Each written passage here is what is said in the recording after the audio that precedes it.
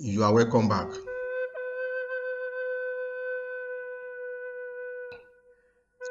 In the vibrant village of Azania, where the rhythm of life was dictated by the gentle flow of the two great rivers, the sun rose each day to witness the unfolding stories of its people. Among them was Aqua, a young girl whose spirit was as bright as the morning star, yet whose life was shadowed by the trial she faced at home. Aqua's days were filled with the relentless demand of her stepmother, Nehoma, a woman whose heart seemed as hard as the clay pot. Nehoma's favoritism towards her own daughter, Adaura, was as clear as the azure sky above. Adaura was, with her mother's indulgence, had grown into a young woman who wore her privilege like a crown, often using it to belittle Aqua. The village of Azania was a tapestry of vibrant color and sounds, where the laughter of children mingled with the call of market vendors, and the scent of spices danced in the air. Yet, for Aqua, the village was also a place constant reminder of her struggle. Each morning, she would rise before the sun, her hands busy with chores, while Adaura slept in the comfort of their shared room.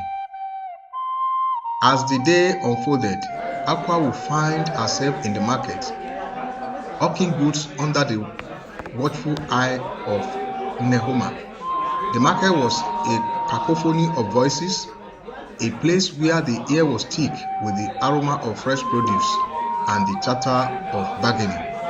Aqua moved through the throng with a grace that belied her years, her eyes always scanning for potential customers, her voice steady as she called out the virtue of her wares. Despite the weight of her responsibilities, Aqua's spirit remained unbroken. She carried within her a quiet determination, a resilience that was as much as part of her as the color of her eyes. It was this inner strength that allowed her to endure the sharp words and cold stare from Adaura, who seemed to take pleasure in making Aqua's life more difficult. Adaura's cruelty was a constant presence, like a thorn in Aqua's side.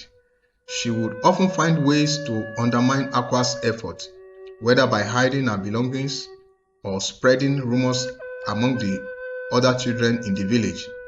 Yet, Aqua met each challenge with a calm composure, her focus always on the goal she had set for herself. One afternoon, as the sun began its descent towards the horizon, casting long shadow across the village, Aqua found herself alone by the river. It was a rare moment of solitude, a chance to escape the demands of her life and find solace in the quiet murmur of the water. She sat on the river bank, her thoughts drifting like the leaf of the current. It was here, in this quiet sanctuary, that Aqua often found the strength to continue. She would close her eyes and imagine a future where her dreams were within reach, where her hard work and perseverance would be rewarded.